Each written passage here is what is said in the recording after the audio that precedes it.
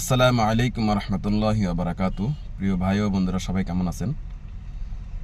আমি আলহামদুলিল্লাহ আপনাদের সকলের দোয়ায় ভালো আছি।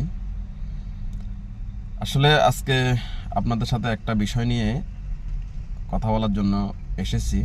সেটা হলো, আমরা প্রবাসে অনেক কষ্ট করে দুইটা পয়সা ইনকাম করি।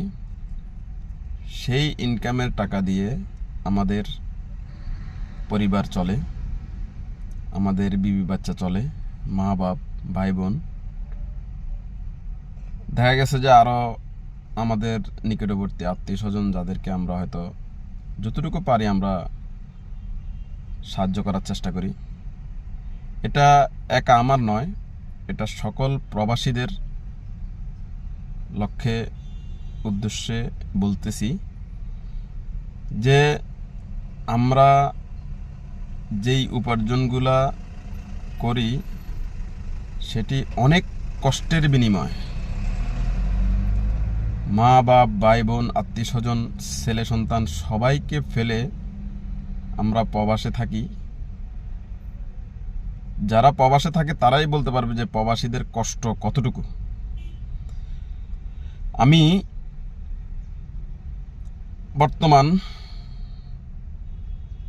অন্তর্বর্তীকালীন সরকারের প্রতি আহ্বান করছি যে অন্তত আমাদেরকে এতটুকু সুযোগ সুবিধা করে দিন যে আমরা কম খরচে প্রবাস থেকে মনে চাইলেই আমরা দেশে আসা যাওয়া করতে পারি। বিমান ভাড়া, বিমানের টিকিট আমাদেরকে স্বল্প মূল্যে প্রদান করা হোক, ন্যায্য মূল্যে প্রদান করা হোক, সিন্ডিকেট মুক্ত করা হোক। কারণ আমরা টিকিটের মূল্য বৃদ্ধির কারণে দেখা গেছে ইচ্ছা থাকলেও আমরা প্রবাস থেকে দেশে যেতে পারি না। মনে চায় অনেক সময় বাচ্চাদের সাথে কথা বললে, মা বাপের সাথে কথা বললে, মা বাপকে একটু ভিডিওতে দেখলে মনে চায় যে আমি এখন চলে যাই, কিন্তু পারি না টিকিটের মূল্য বেশির কারণে।